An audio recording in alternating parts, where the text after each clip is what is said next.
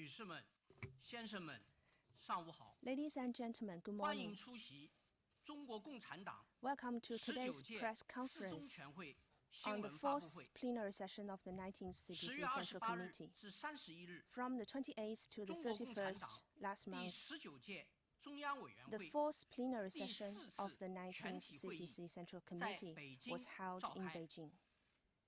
境内外媒体十分关注， Chinese and 为 international 帮助记 media 者朋友 has been following this 更好 meeting 了解 closely. 全会 And 情 today 况。 we are having this press 今天我 conference 们请 to 来 brief you on this 6个 meeting. 部门的 We have 负责人 invited with us 介绍 senior 有关 officials 情况， from 6并 relevant 回答大家 departments, 的提 so 问。 they will brief us and take your 出席 questions. 今天发布会的有 They are 中央宣传部分管 Deputy 日常 Minister 工作 Wang 的副长， Xiaohui from the 中央 Publicity 政策研 Department, 究室副主任 Deputy 王 Director 晓辉先生，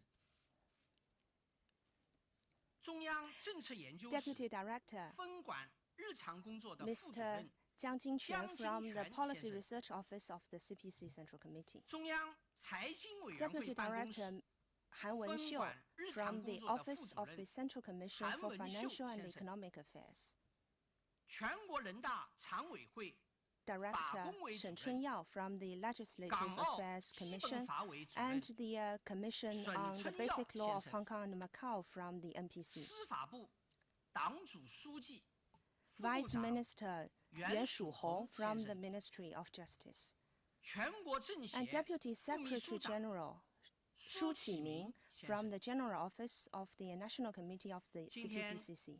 现场也有许多外国记者 I 朋 see 友， we have many foreign 为 journalists 方便 with 大 us 家 today, 更好了解情况，发布会 so 采取 we have 全 prepared 场同声传译， simultaneous 如 interpretation 记者朋友 between Chinese and 用外语 English 提问， for the whole 提问 session. 部分 So if you 会 raise your 交 questions 传 in 成 English, 中文。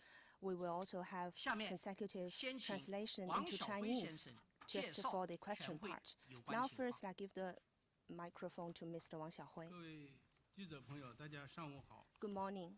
非常高兴向大家介绍中 It's 共 my 19 great 届 pleasure 四 to 中全 brief 会 you 的 on the 有关 fourth 情况。 plenary session.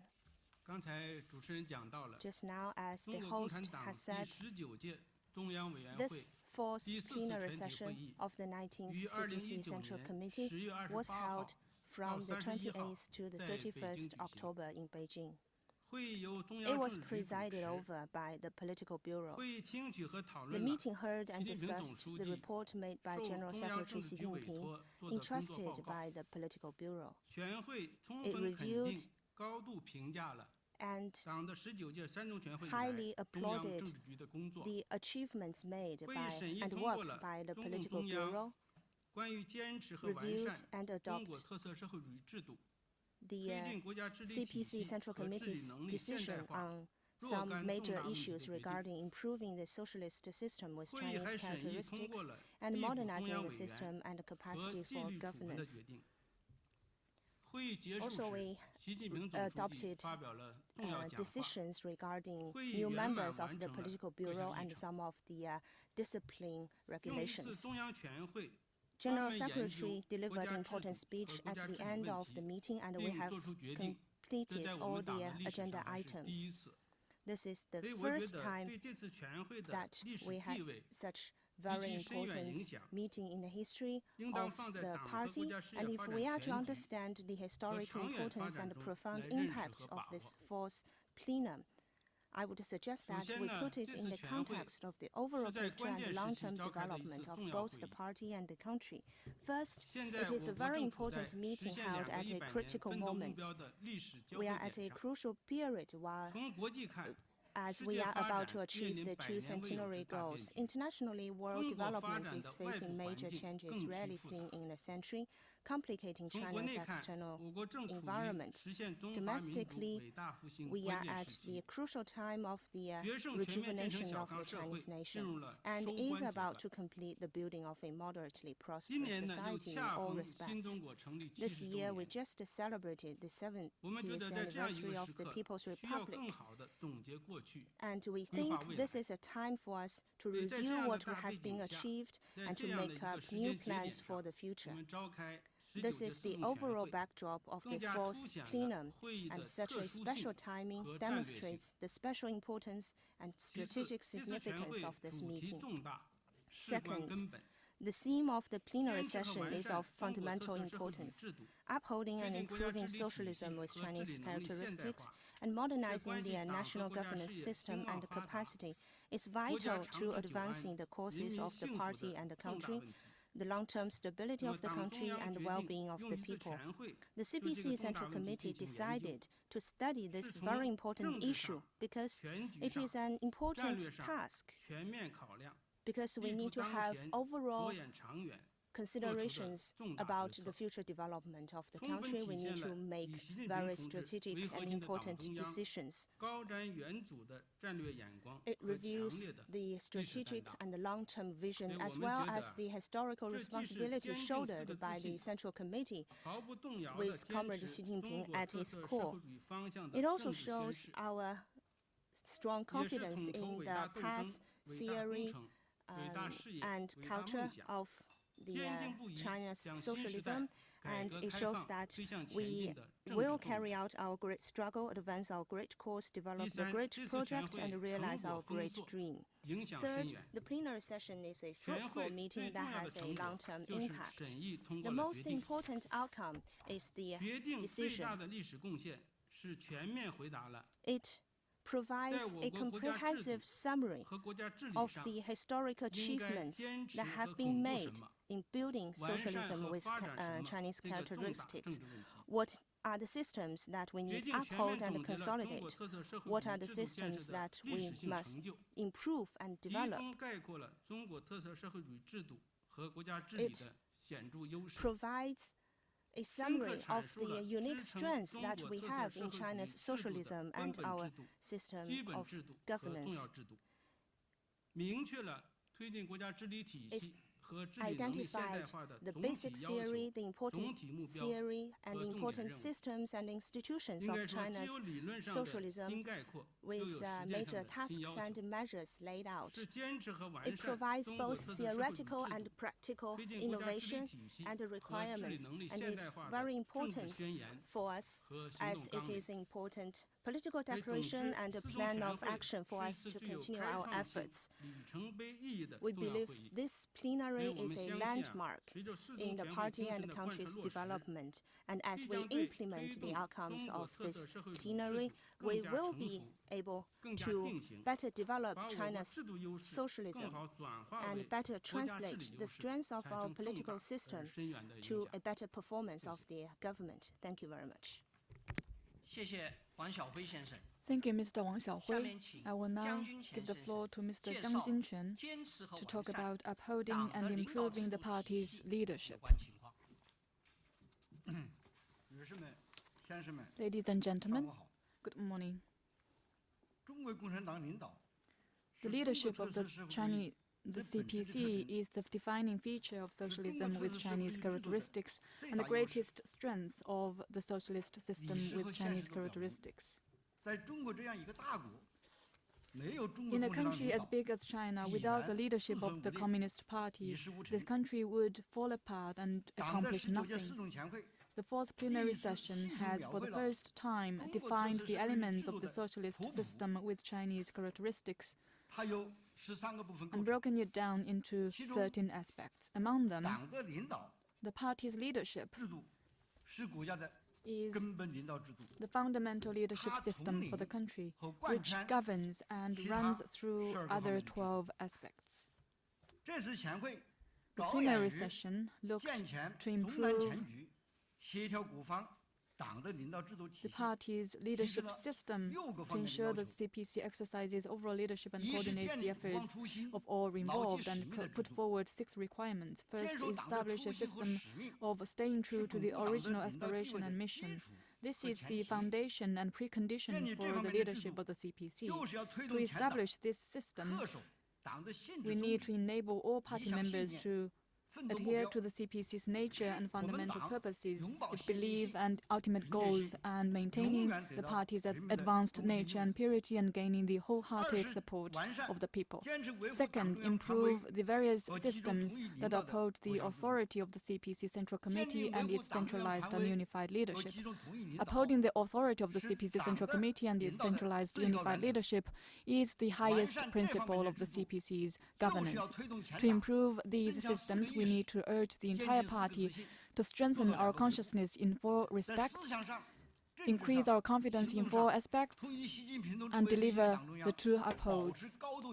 We need to closely follow the CPC Central Committee with Xi Jinping at its core in thinking, political orientation, and actions to ensure unity, solidarity, and concerted action of the whole party. Third, improve the system of the CPC's leadership overall work. The CPC's leadership overall work defines the CPC's role in exercising overall leadership and coordinating efforts of all involved, which means coordinating all forces, mobilizing all positive factors, and forming greater synergies in order to efficiently advance the cause of the party and the country. Fourth, improve various systems of governance for the people and by the people. Governance for the people and by the people is the ultimate objective and means of the CPC leadership. Improving these systems means putting our people first, closely relying on the people to govern the country, and cementing the foundation and the social base of the CPC's governance. Fifth, improve the system of strengthening the CPC's ability to govern and lead. The CPC's ability to govern and lead determines the effectiveness of the country's governance. Improving this system means improving the CPC's ways of leadership and governance, enhancing the CPC's governing skills, and continuously strengthening its capacity to govern in a sound, democratic way and in accordance with law. Sixth, improve the system of enforcing full and strict self-discipline in the CPC. It takes a good blacksmith to make good steel. Enforcing full and strict self-discipline in the CPC is the fundamental guarantee of preserving the purity and advanced nature of the CPC and consolidating the CPC's leadership role. We need to advance the CPC's internal reform, increase the CPC's ability to solve its own problems, and let our party continue to be the firm leadership core of the cause of socialism with Chinese characteristics. These 6 aspects are the basic parts of the CPC's leadership system, which we must fully build, always uphold, and continuously improve and develop. Thank you. Thank you very much, Deputy Director Mr. Jiang Jingquan. Now, Deputy Director Han Wenxiu, please, and he will brief us on the basic socialist basic economic system. Good morning, everyone. I will brief you on the basic socialist economic system. The basic economic system is what stabilizes an economy in the long run. Therefore, it has a decisive role to play when it comes to the nature of the system and the ways of its development. Over the years, the CPC has upheld the basic economic system whereby public ownership plays a dominant role and economic entities under diverse forms of ownership develop side by side. Now, in addition to that, this plenum has also identified 2 more elements as part of the basic economic system. The distribution system, whereby distribution according to labor is dominant and a variety of other modes of distribution coexist alongside it, and the socialist market economy. These 3 interconnected and reinforcing elements together comprise China's new basic economic system. This means that a more mature socialist economic system is taking shape in China. This major innovation will better leverage the strengths of China's socialism, unlock and boost social productivity, and promote high-quality development. This decision has made the following arrangements for upholding and improving the basic economic system.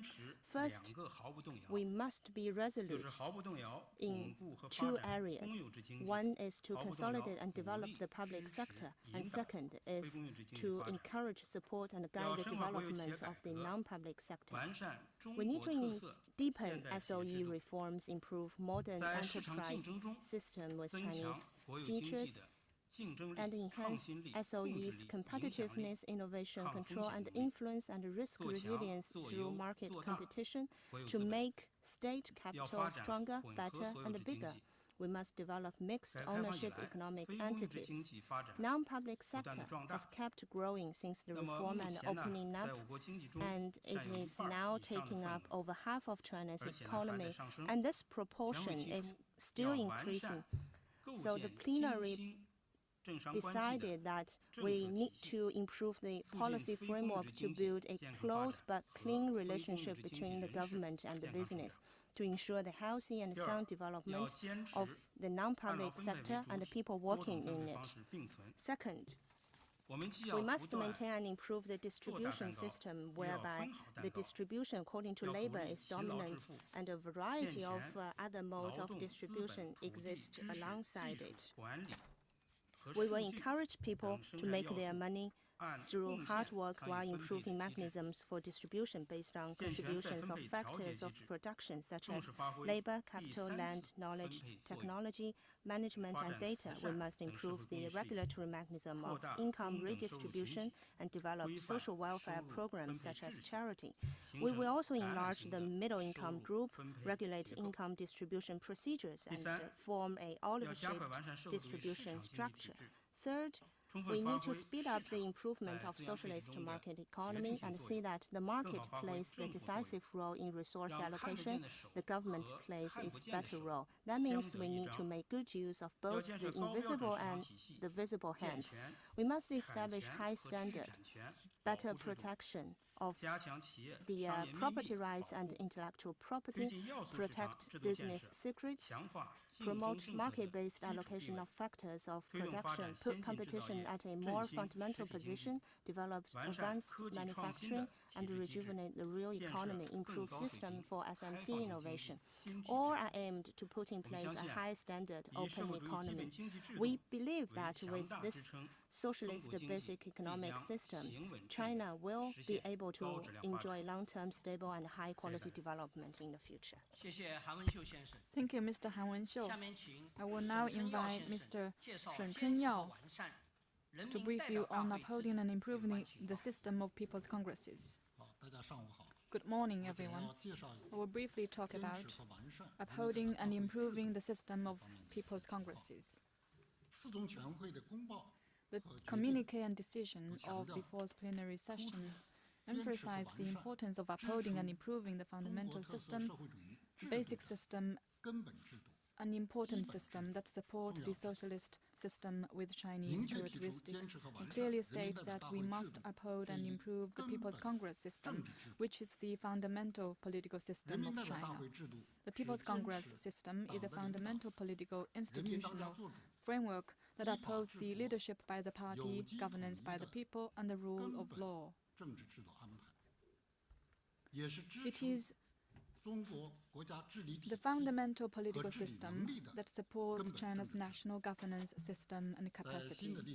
Under the new historical circumstances, upholding and improving the People's Congress system is of great significance for ensuring the governance by the people, developing socialist democracy, and giving full play to the advantages and the strength of the socialist system with Chinese characteristics and the national governance system.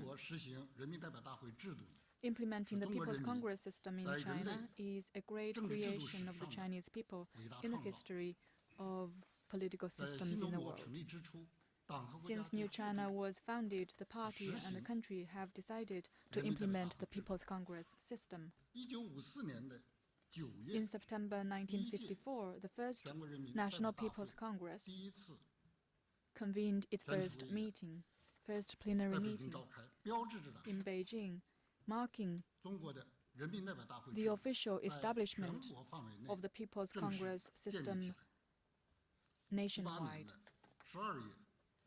In December 1978, the third plenary session of the 11th CPC Central Committee started the new era of China's reform and opening up and socialist modernization when the People's Congress system was revitalized and entered a new stage of vigorous development. Since the 18th CPC National Congress, the CPC Central Committee with Xi Jinping as the core has attached great importance to upholding and improving the People's Congress system. It has made a series of important instructions, propositions, and adopted a series of important measures which comprehensively promoted socialist democracy and the rule of law, and the People's Congress system now enjoys stronger vitality. Over the past 70 years since the PRC's founding, especially in the past 4 decades of reform and opening up, the People's Congress system has been consolidated, improved, and developed under the leadership of the CPC. It has demonstrated strong vitality and clear strength and played an important role as China's fundamental political system. Its main strengths are the follows. First, it fully guarantees the people's right to be the masters of the country. Second, it fully mobilizes all of the Chinese people to devote themselves to the socialist cause as masters of the country. Third, it effectively guarantees coordinated, efficient performance of state organs through various systems. Fourth, it firmly safeguards national unification, ethnic unity, and social harmony and stability. Fifth, it provides powerful support for improving the national governance system and capacity. It has been proven that the People's Congress system is a good system that suits China's conditions. It embodies the country's socialist nature, ensures that the people run the country, and safeguards the realization of the great rejuvenation of the Chinese nation. China is a socialist country of the People's Democratic Dictatorship led by the working class and based on the alliance of workers and peasants. All power of the state belongs to the people, and the people exercise state power through the National People's Congress and other people's congresses. This is the main democratic channel for the people to exercise state power and to consolidate and develop the people's status as the country's masters.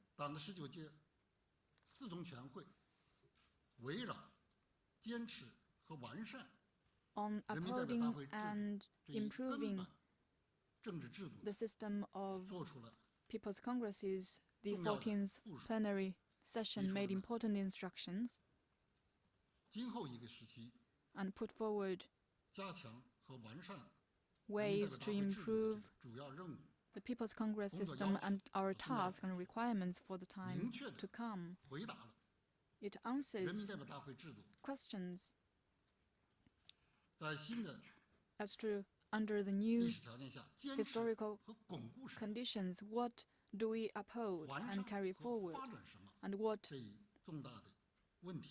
to improve and develop. It has pointed to the direction going forward. It stipulates that we shall guarantee that the people exercise state power through the People's Congress system,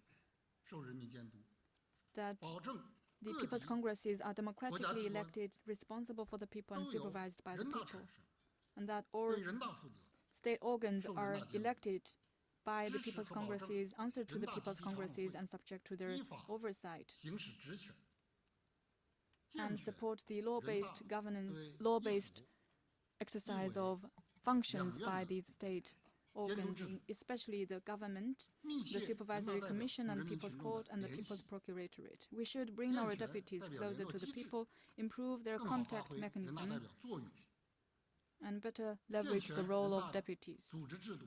We need to improve the organizational, the electoral system, and strengthen procedural rules of People's Congresses. We need to improve the research, evaluation, deliberation, and hearing system.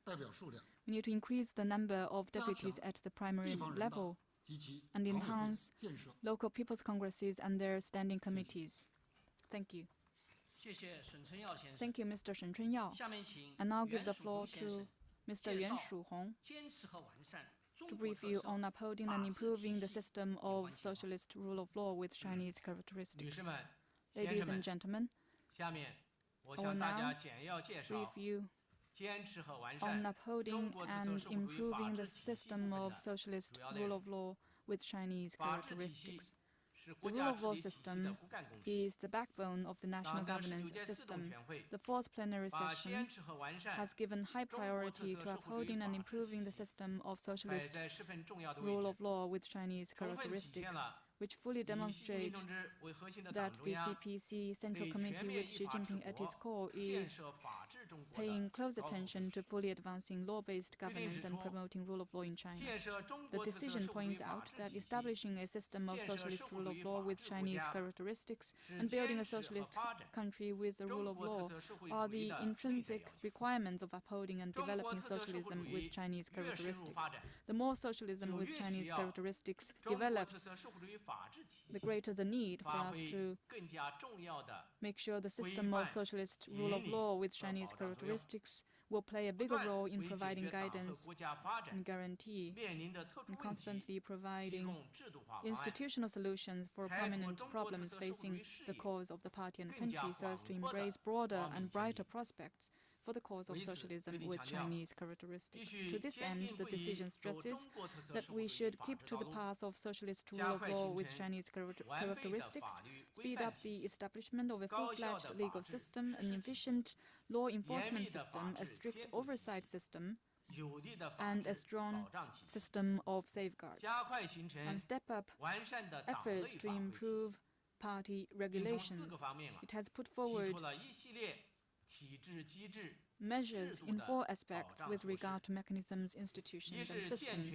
First, we need to improve the mechanisms and institutions that ensure the full enforcement of the Constitution. To advance the rule of law, we must first adhere to governance based on the Constitution, and to realize governance in accordance with the law, we must fully adhere to governance in accordance with the Constitution. We must improve the mechanisms and institutions that ensure the full enforcement of the Constitution by strengthening efforts to ensure and oversee the enforcement of the Constitution, implementing the mechanism of procedures for the interpretation of the Constitution, advancing constitutional compliance, review and improving the system and capacity for recording and review. Second, we need to improve legislative systems and mechanisms. With good laws, there will be good governance, whether it's in the country or in the whole world.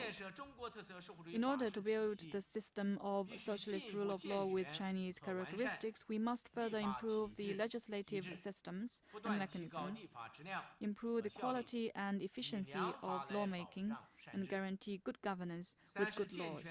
Third, we need to improve the legal safeguard system for social fairness and justice. Fairness and justice constitute the lifeline of the rule of law.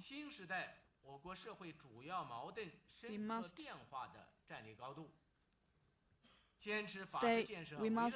put in perspective the principal contradiction facing Chinese society in the new era and stick to the principle that the rule of law will benefit the people. We need to ensure strict law enforcement and impartial administration of justice so that the people will feel the fairness and justice in every judicial case. Fourth, we need to intensify oversight over the implementation of laws. In order to ensure the full and fair implementation of laws, we must effectively strengthen oversight to ensure impartial exercise of the administrative, supervisory, judicial and procuratorial power so as to protect our people's legitimate rights and interests. Thank you. Thank you very much, Vice Minister Yuan Shuhong. Now I give the floor to Deputy Secretary General Xu Qiming, and he will brief us on China's political system and the United Front. Ladies and gentlemen, I will now brief you on China's political party system and the United Front. The system of the CPC-led multi-party cooperation and political consultation is a basic political system of China. It is a joint creation of the CPC, the Chinese people, other political parties, and people without party affiliation. It is a brand new system of political parties based on China's realities.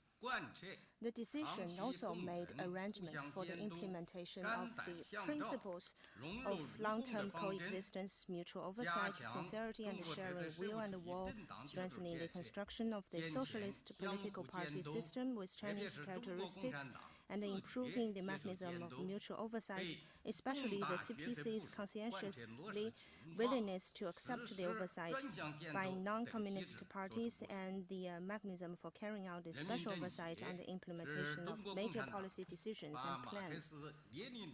The CPPCC is a great accomplishment of the CPC, which combines the Marxist-Leninist theories on United Front, political party, and democracy with China's actual conditions. It is a creation in the political system achieved by the CPC together with other political parties, people without party affiliations, people's organizations, and people from all across the society or ethnic groups. This system has unique Chinese characteristics. For the past 70 years under the leadership of the CPC, the CPPCC has played a very important role in different stages of the country, including the founding of the People's Republic, socialist revolution, construction, and reform. The decision emphasizes the need to give full play to the role of the CPPCC as a political organization and a form of democracy, improve its level of political consultation, democratic oversight, and participates in the deliberation and the administration of state affairs, and better build consensus. It put forward the following measures to improve the role of the CPPCC as a specialist consultative body, enriching the forms of consultation and promoting sound rules of consultation. Socialist consultative democracy as an important way of realizing party leadership is unique to China's socialism. The decision puts forward plans in the following aspects: to uphold its democracy, build a complete consultative democracy system featuring appropriate procedures, improving the mechanism of conducting consultations before and during the implementation of the decision, and enriching its institutional practices. Because the essence of the people's democracy is that the people get to discuss their own affairs. The United Front is an important way to ensure the success of the parties and the people's cause. Whether we get the support of the people decides whether we can succeed in the cause of the party, thus our political priority. The decision therefore emphasizes that we must consolidate and develop the widest possible patriotic United Front, bear in mind the bigger picture, improve the policies that accommodate the interests of our allies, and pursue the harmony among political parties, ethnic groups, religions, sectors of society, and people across the world. Thank you very much. Thank you very much. Now the floor is open. Please identify yourself, your media affiliation before raising the questions.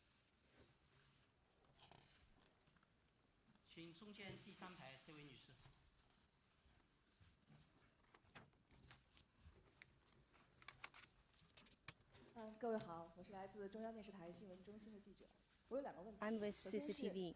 I have two questions. First, one important topic is to uphold and improve socialism with Chinese characteristics and advance the modernization of the system of the and the capacity for governance. This is actually a goal proposed by the third plenum of the 18th CPC Central Committee. What are the differences between the goals of this year and that of 2013?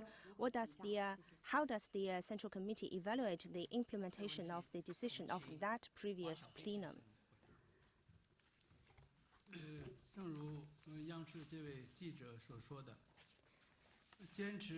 Yes, you are right by saying that improving and upholding China's socialist system and modernizing the system and the capacity of state governance is actually an overarching goal proposed by the third plenary of the 18th CPC Central Committee.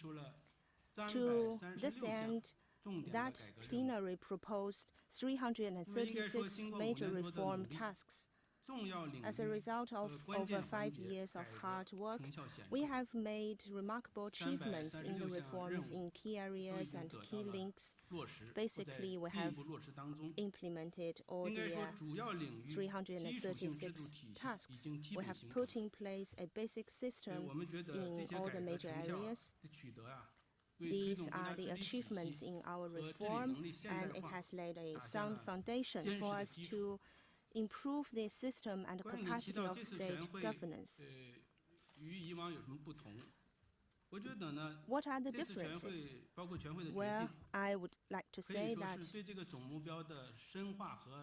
during this time's plenary, we had further extended the implementation of this overall goal and made some new arrangements and plans, but the overall task remains the same. As for the new highlights, first, we have highlighted the leadership of the party.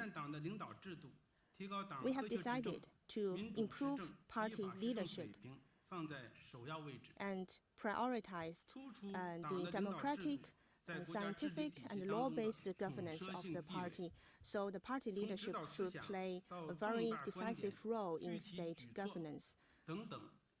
From major theories to major practice to specific policies, we must remain committed to and enhance the party's leadership. This is one highlight. And second, we have highlighted our confidence in China's socialist system.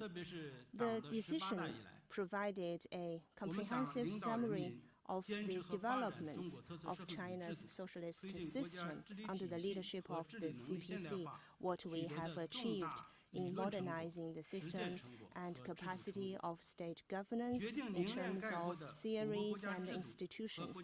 It also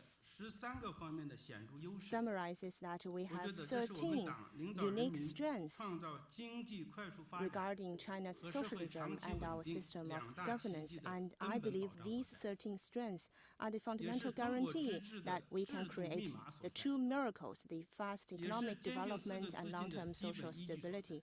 It holds the key to China's success in our state governance, and it is why we have confidence in our socialist path.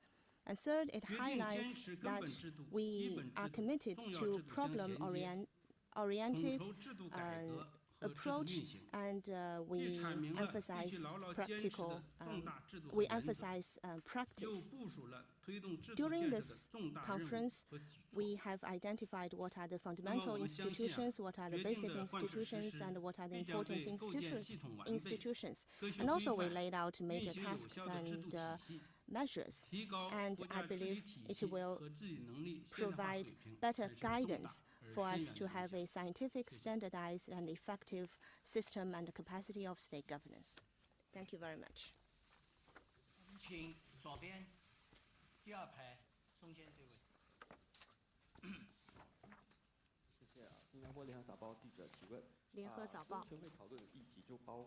One of the topics is the modernization of governance system. What are the weak points in officials' governing capacity? So what are the areas for improvement? I invite Mr. Jiang Jinquan to answer this question. Thank you.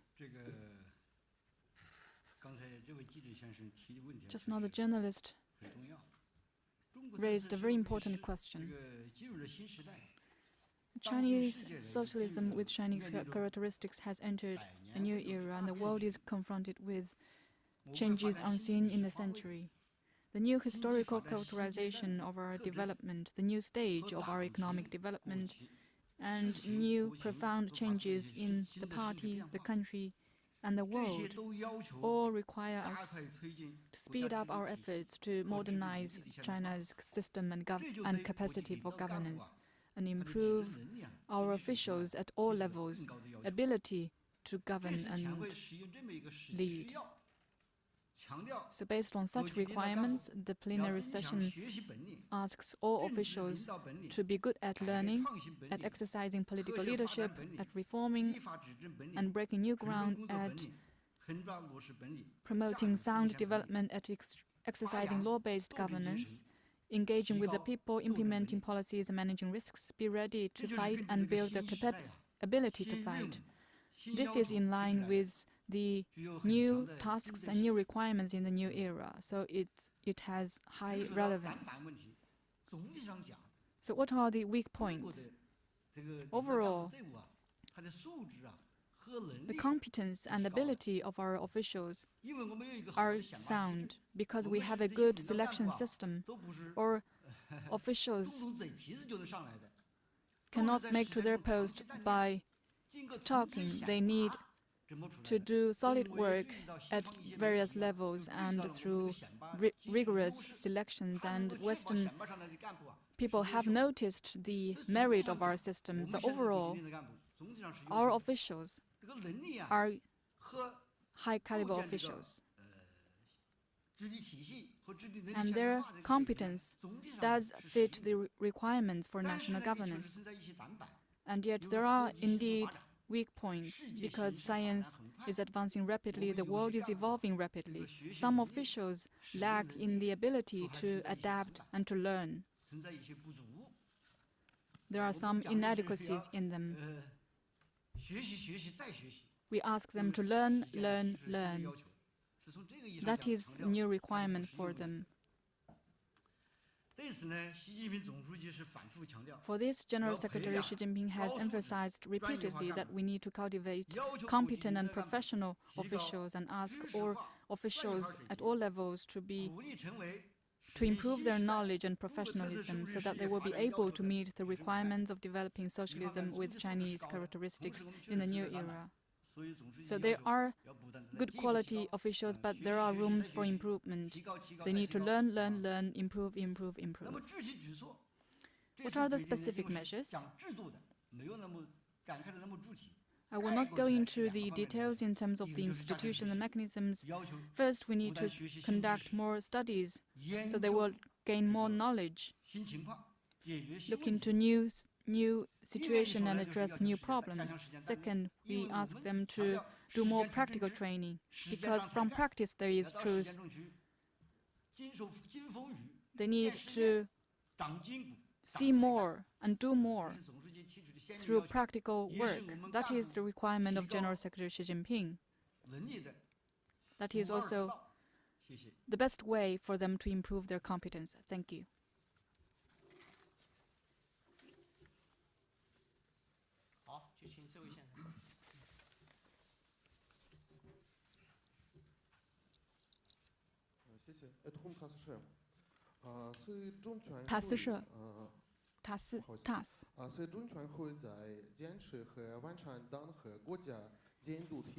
The plenary session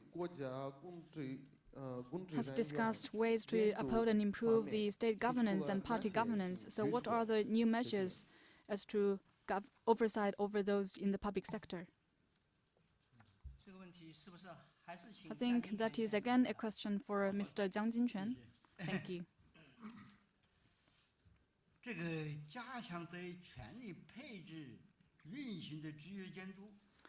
To improve the checks and restraints of the exercise of power, that is a subject of importance for the whole world. It is also a key link in national governance, that is to ensure that public power is not abused. At the Fourth Plenary Session, we have put forward measures to uphold and improve the state and party oversight system and improve oversight over those in the public sector. And there are in the following three aspects. First, improve the party and state oversight system. There are 2 points. First, we need to coordinate oversight by the party and by the state. There is party oversight system and the state oversight system, and we need to coordinate the two, especially by establishing the National Supervisory Commission, which work together with the party's disciplinary inspection commissions. This measure makes sure that supervision covers all that in the public sector. Second, we need to streamline the party's internal oversight systems in 5 aspects, including the disciplinary inspection, the inspection teams, and other mechanisms. And also to integrate and coordinate intra-party oversight with oversight of the People's Congresses, democratic oversight, judicial congress, and judicial oversight and other oversight systems, so as to build an oversight system under the party's unified leadership with authority and full coverage. Third, improve the mechanisms for power distribution and checks on the exercise of power. Public power must be subject to oversight, and the priority in oversight is the sound distribution and well-regulated exercise of power. The plenary session made a series of regulations on the statutory, transparent, and consistent powers and responsibilities in order to avoid power abuse. Third, we need to build a coordinated mechanism so that officials dare not to, are unable to, and have no desire to commit acts of corruption. Corruption, in essence, is to use public power for selfish interests, which means absolute power leads to absolute corruption. Fighting corruption is a requirement for China as a socialist country, and it is also a consistent position of the Communist Party of China. The plenary session focuses on securing the overwhelming pressure on corruption and addresses both the symptoms and root causes. We will continue to handle cases strictly, keep the pressure, strengthen the deterrent. And second, improve all kinds of mechanisms of constraint to prevent corruption. And third, intensify study sessions that require officials to stay true to the founding aspiration so as to build the moral defenses against corruption. So these are the important measures taken by the plenary session. I believe through our implementation, we will do a better job in curbing corruption and improving oversight. Thank you.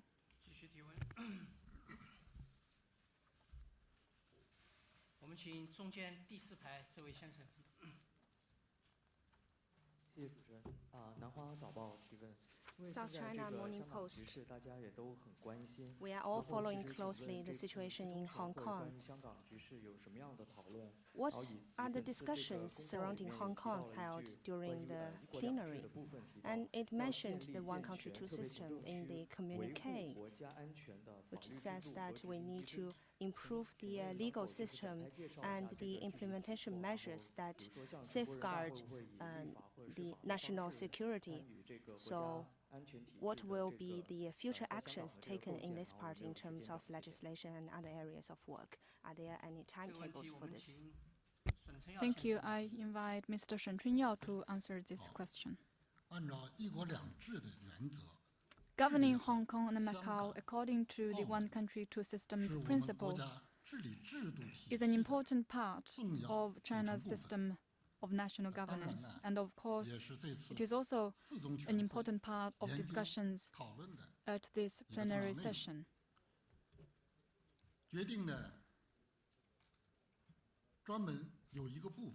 There is a specific section in the decision that made instructions on upholding and improving the system of one country, two systems, and stressed that to govern Hong Kong and Macau according to one country, two systems, we must implement fully and faithfully the principles of one country, two systems, Hong Kong and Macau people governing Hong Kong and Macau, and a high degree of autonomy. We must ensure that the one country is the premise and basis of the two systems.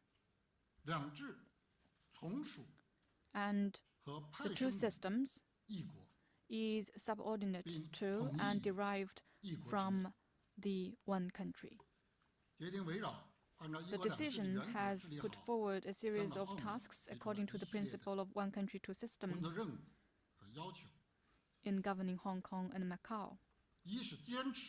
First, it emphasized that we must govern Hong Kong and Macau in accordance with law safeguard the constitutional basis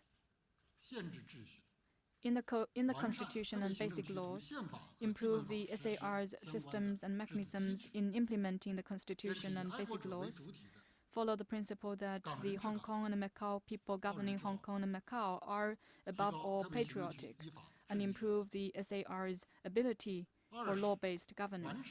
Second, it emphasized the need to improve the system in which the central government appoints chief executives and key officials of the SAR and the system of the National People's Congress interpreting the basic laws, and exercise the powers granted to the central government by the Constitution and basic law. Third, it has stressed the need to improve the legal system and enforcement mechanisms for the SAR's defending of national security, and support the SAR's in strengthening law enforcement capabilities. Fourth, it emphasized the need to improve mechanisms for Hong Kong and Macau to be better integrated in national development, complement with the mainland, and pursue coordinated development. Advance the Guangdong, Hong Kong, Macau Greater Bay Area, support Hong Kong and Macau's efforts in developing the economy and improving people's lives, and address those long, deep-seated problems affecting social stability and long-term development. Fifth, it stressed the need to enhance education for Hong Kong and Macau residents, especially those in the public sector and the young generation, so that they can better understand Constitution, the basic laws, the national realities, China's history and Chinese culture, and foster a stronger sense of national identity and patriotism among the Hong Kong and Macau compatriots. All in all, we will further improve the system in which the central government exercises full jurisdiction over the SARs, firmly defend national sovereignty, security, and development interests, and safeguard Hong Kong and Macau's long-term prosperity and stability. We will not tolerate anything that challenges the bottom line of the one country, two systems, or any attempt to split China and undermine China's national security.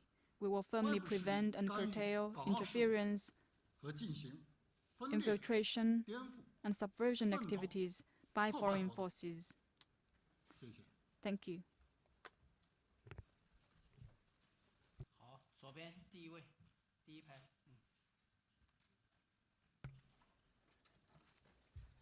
我是美国全国广播公司 NBC 记者。NBC. 我讲中文英文。It is said that the leading role of the state-owned economy is a foundation of what is described as socialism with Chinese characteristics. But this seems to be a source of disputes, with a major international criticism that this system distorts the market and gives Chinese state-owned enterprises unfair advantages. Has the party plenum discussed this as an important issue for improving China's governance system? Thank you. 请翻译一下。您好，美国全国广播公司记者。国有经济的主导地位是中国特色社会主义体系的基础，但是呢，关于这一点也有很多的讨论。国际上有批评的观点就认为，这扭曲了市场，使得中国的国有企业有了不公平的市场竞争优势。那么这一次全会是否讨论了这一问题？是否把解决这一问题作为完善中国国家治理体系的一部分？这个问题我们请韩文秀先生回答。Mr. Han Wenxiu, please. 这个问题呢，大家都很关注。 Yes, indeed. I know many people are following this question closely. I will provide my answers in the two following areas.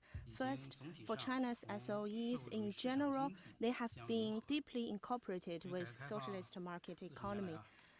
40 years after the reform and opening up, we have been kept improving the reform of the SOEs, separate the SOEs from government responsibilities and from state capitals, improving its modern corporate system, to reform the SOEs, to put them more market-based, and also we are promoting the reforms for mixed ownership, and we are phasing out the zombie companies in the SOEs in an orderly fashion, and also we are separating social responsibilities from the SOEs. Over years of hard work, most of the SOEs have become just ordinary entities in the market that follows market rules and participate in equal and fair competition.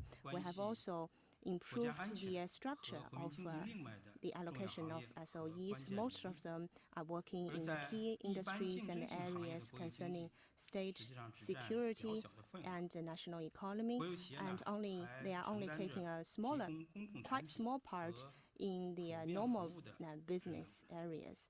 And some of them are also responsible in providing public goods and universal services.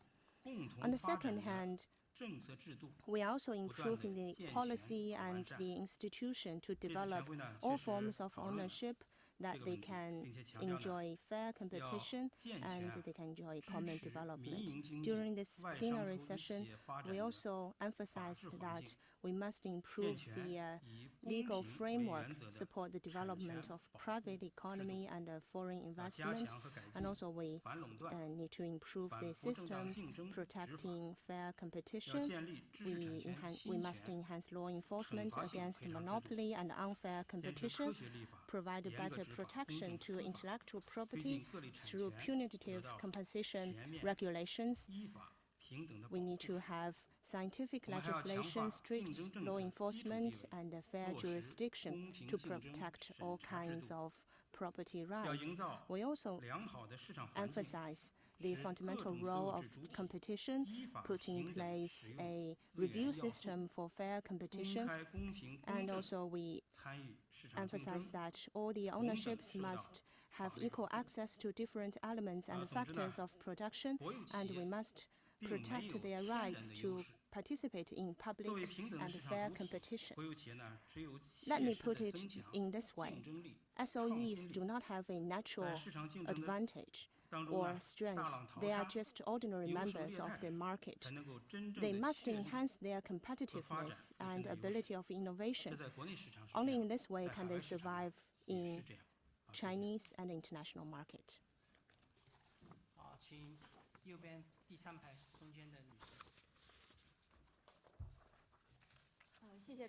Thank you very much. People standing. I want to ask about the NPC delegates and how can they better play their role as NPC delegates. Mr. Shen Chunyao, please. Deputies to People's Congresses are the mainstay of the People's Congresses. Deputies at all levels, at each level, constitutes the People's Congresses at their corresponding level. They represent the interest and the will of the people, participate in the exercise of state power in accordance with law.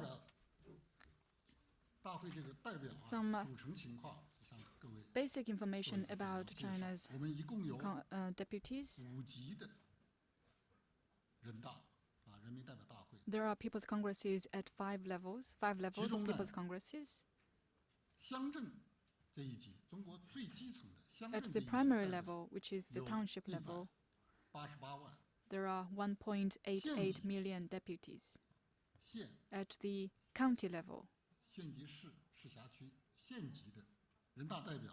there are 590,000 deputies.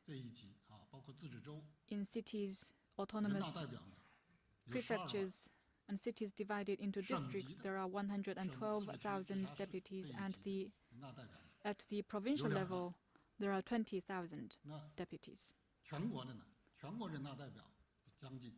And there are nearly 3,000 deputies at the national level. The total number of deputies at the five levels is 2.62 million. The People's Congress deputies come from the people, represent the people, and perform their duty according to law. So the deputies need to build closer ties with the people. That is the basic requirement of the system of People's Congresses. So to improve and uphold the People's Congress system, we must strengthen the ties between the People's Congress deputies and the people and make sure deputies fully play their role.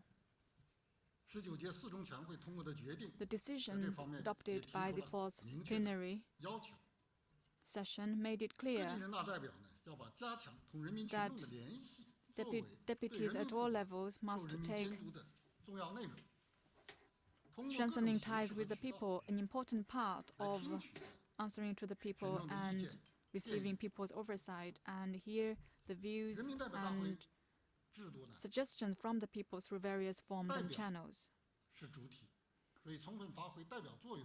So the deputies are the mainstay. An important part of our work is to facilitate their exercise of their mandate. And there are various ways for them to exercise their mandate. One is making proposals and suggestions every year at the two sessions. I think you will see that the deputies are proposing proposals and suggestions, which is an important way for them to exercise their mandate. For example, in March this year, at the second session of the 13th MPC, deputies put forward over 490 proposals, most of which are proposals about lawmaking and revising laws. They put forward over 8,160 suggestions, which involve all aspects of our national development and work, including economic and social development, ecological environment protection, and improving people's lives. So as to the proposals and suggestions from the deputies, the state organs at all levels, including the Standing Committee of the MPC, the State Council, the National Supervisory Commission, the Supreme People's Court, the Supreme People's Procuratorate, and all other organs of the state have been carefully implementing and handling these proposals and suggestions in accordance with law. There are mature mechanisms for this. The Standing Committee of the MPC attaches great importance to the work related to the deputies and respect their primary status and supports them in exercising their mandate. We have organized deputies to conduct research, inspections, visits, and participating in the work of the Standing Committee, deputies' home, deputies' activity rooms, and other activities. For example, there are many online platforms for people for the deputies to understand people's feelings and demands and raise awareness about national laws and regulations and policies, and encouraging and also getting all organs at all parties and the Standing Committee of the MPC to work actively in addressing all the concerns of the deputies and improve their work, which is also a way to improve our national governance system and capability. Thank you.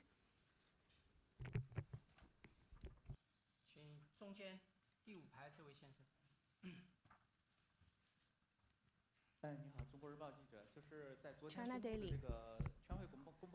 We see from the communique that to develop the advanced culture of China is one important pillar of socialism in China. What is the relationship between culture and state governance? I would invite Mr. Wang Xiaohui to take this question. I think culture has a very close relationship with state governance. Culture is the soul of a country and a nation, and also a soul of state governance. It plays irreplaceable role in state governance.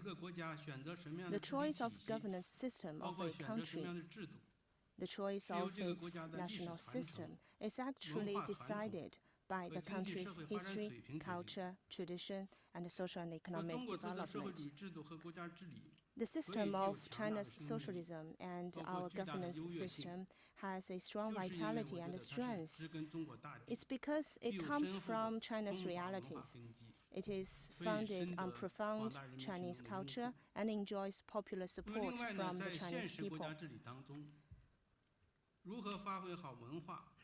In running a country and running a state, it is very important that we make culture, we give the leading role of the culture, especially, we give culture the leading role, especially its core values, and we need to build mainstream societal consensus that can truly influence people and pull them together. This is one important aspect of the modernization of the system and the capacity of governance.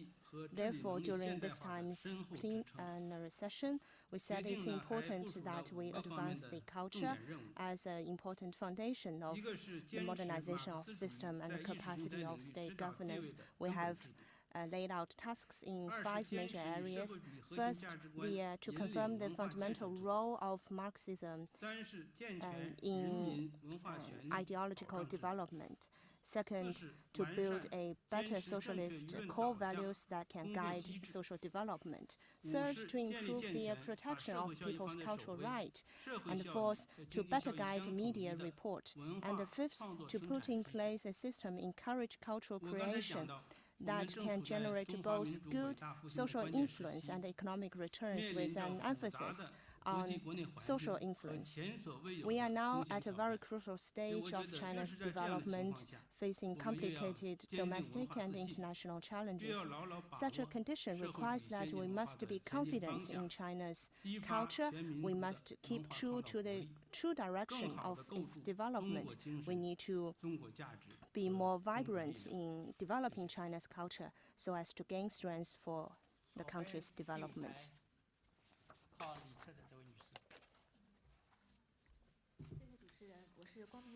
Thank you very much, Guangming Daily.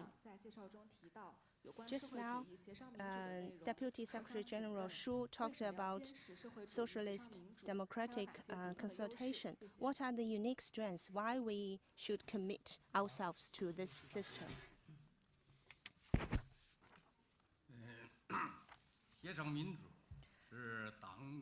Democratic consultation is a very effective way for the party to lead the people and to ensure that people are the true masters and owners of the country. It is a very important system. It reinforces different kinds of democratic forms of running the country, together with democracy reflected in our election system. This is very unique to China's socialism. Why it is unique? Because only China has this system. Why it is unique? Because the system is different from other countries. And the system can accomplish the achievements that can't be accomplished by others. That is why we need to enhance this democratic consultation system, because we need to ensure that the people can take part in political affairs in an orderly fashion to be the true masters of the country. They can be part of the democratic decision-making and scientific decision-making process. They can be part of the improvement of the modernization of the system and capacity of governance, and this will also help us to diffuse the problems and difficulties and improve social harmony. It can close the bond between the party and the people and to win more popular support for the party's leadership. It will help us to enhance our confidence in the path, theory, system, and culture of China's socialist path. This path has worked in China and has been proven very effective. 好，我们给中间第二排那位女士，旁边那位。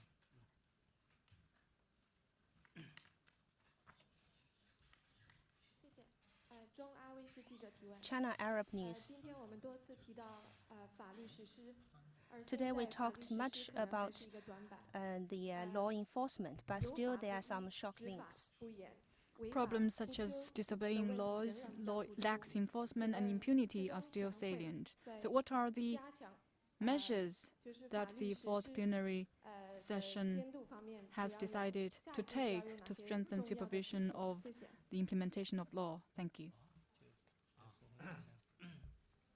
Mr. Yuan, please.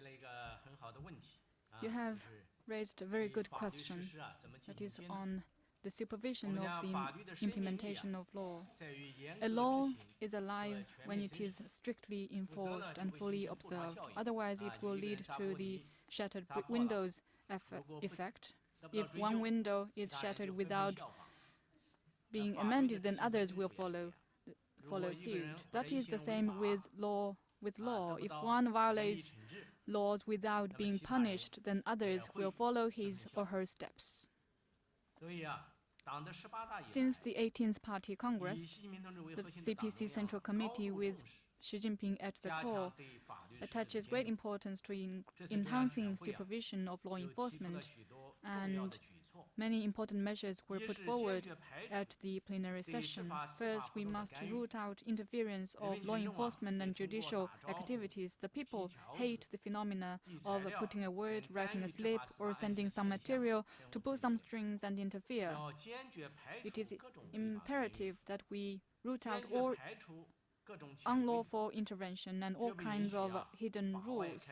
We must never allow mercy outside the law or allow cases to be swayed by power, by personal connections, and by money.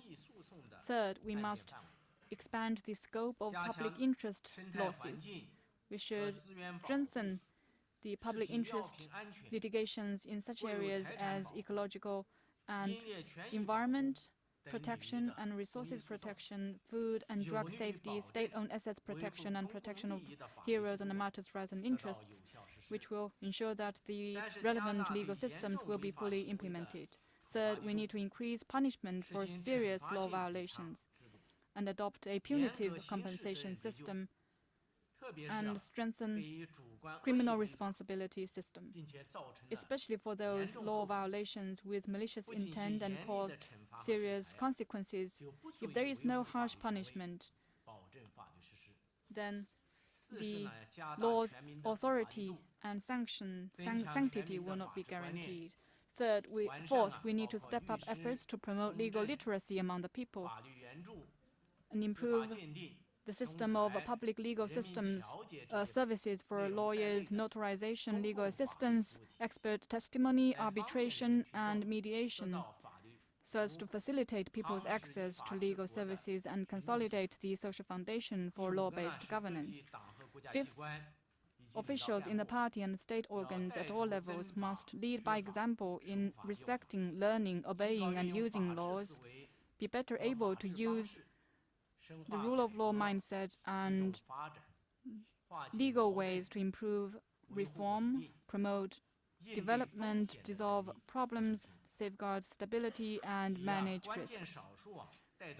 We must encourage the critical few to leverage the whole society to fully and strictly enforce and follow laws so as to build our country, our society, and our government under the rule of law. Last question, please.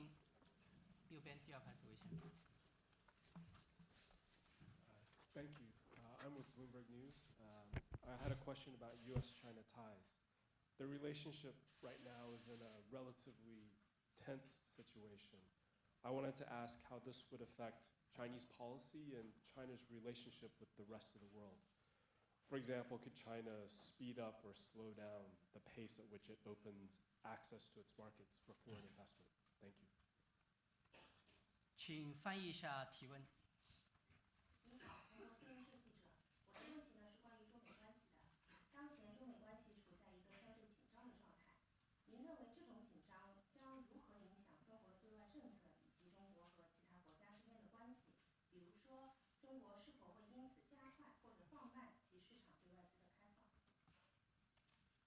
这个问题我们请韩文秀先生回答。Mr. Han Wenxiu, please. 谢谢你的提问。 Thank you for this question.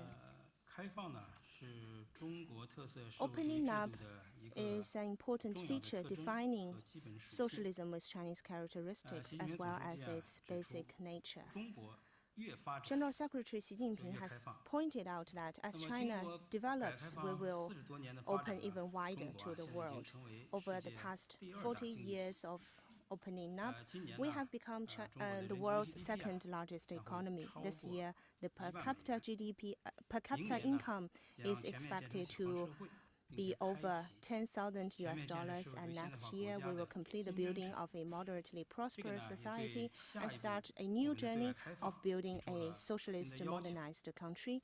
All 这 these 次全会提出呢 all these pose 要 to 建 us 设 new requirements 更高水 to 平 further 开放 opening 型 up. 经济新 And 体制， this decision 要 of 实施 the 更大 plenary 范围、 has 更宽 pointed 领 out 域、 that 更 we 深层 must 次的 ensure 全面 higher 开放。 standard open. We must build higher 实施更大 standard 范围 open 的开放， economy. We must 就是 pursue 要呢 opening up 优化 in 对外开放的 greater 空 scope, 间布局， area, and extent. 巩 In 固 greater 中 scope 部 means 沿海 that 地 we 区 need to have 开 a 放的 better 先导地位， geological allocation of 完善 opening 内 up, 陆开放布局， ensure the leading role 加 of 快 the 自贸 coastal 试验 area, 区、自由贸易 promote the 港 opening up 等 of 等对外开放高 non-coastal 度的建 areas, 设， and 形成 promote the 东 development 西 of 南北 pilot 中 FTA 全方位 zones 开 and 放的 free 新格 ports 局。 to make them new pace setters 要大力推 to 动 pursue 共建 opening “一 up 带 in 一 all 路” parts of 高质 China. 量 We 发 need 展， to promote high 拓展 quality 呢 belt and 对外 road 贸易 cooperation 多元 to 化， have 要努力 diversity 做到 in our 东 international 方不亮 trade, 西方亮。 so as to always explore 实施 new 更宽领域的开 possibilities 放， of 就 opening 是 up 要 and success. 大幅 We need to 放 pursue 宽市 opening 场 up 准 in 入， more areas, which 推 means 动呢 that we need 制造 to 业、 ease market 服务业、 access. 农业、 We need to 全产 expand 业 opening up 扩大 in the 开 whole 放， industries of 要加快金 manufacturing, 融、 service, 电 and 信、 agriculture, 教育、 and 医 also speed 疗、 up 文 the 化 opening 等 up 领域开放的 in 进程， sectors including the 在更 financial 多的 area, 领域 telecommunication, 允许 education, 外资 medical 控股 service, and culture. 或者是 We 独资 will 经营， allow 这 more 将为各 foreign 国的投资 controlled 者 or 提供 wholly 更大的 foreign 市场 owned 机遇 business in 和 more 发展 sectors 空 of 间。 China, which will provide more 要实 opportunities 施更深 for 层次的 foreign investors 开 to 放， come 就 to 是要推动 Chinese 贸易 markets. 和投资 To 自由 explore 化、 opening 便 up 利化， to a greater 健 extent 全 means 外商 that 投 we 资 need to 准入前国民 facilitate 待遇加负 trade 面 and 清单管理 investment 制度， liberalization and 推动 facilitation 规则、规 to 制、 improve the 管理、 management 标准 model 等 based on 制度性的开放。 pre-establishment national treatment and 中国 negative 呢，我们 list, 将认 and 真实 to 施外商投资法， improve 更好 the 地保护 standards, 外商 regulations, 投 management 资的合法 of 权益， opening up. 促进 We 内外资企业 will 公平 implement 竞 the 争， foreign investment 加 law 强 to 知识产 protect the 权 legal 和 rights 企 and 业商业 interests 秘 of 密的 foreign 保护， investments. We 打 will 造 ensure 市 fair 场化、 competition, 法治化、 protect 国际化的 business 优质 interests and 营商环 secrets, 境。 and create better business condition that 总之 is 呢， based on the market, 对外开放 governed by the 是 law, 中国 and 的 up to 基 international 本国策。 standards. 无论呢国际风云如何 I 变 have 幻， to say this. 中国开放的 Opening 大 up 门 is a 会越 basic 开越大， policy of China. No 营 matter 商 how 环 the 境呢 international 会 situation 越来越 changes, 好， China will 同 keep 世界 opening 经济的 to the 联系 outside world, 会越 keep 来 improving 越 its 紧密， its 同各国 business 互 environment. 利共赢的 As 广 such, 度 we will have 和深度 closer 会 economic 不断地扩 interactions 展。 with the rest of the 好，谢 world, 谢。 and we will have a deepening cooperation with 今 the 天 rest of 的 the world. 新闻发布会到此结束。 That's the end of 谢 today's 谢 press 各位发 conference. 布人，谢 Thank 谢 you 各 very 位 much 记 to 者朋 our 友， speakers, 谢谢。 and thank you all to all the journalists.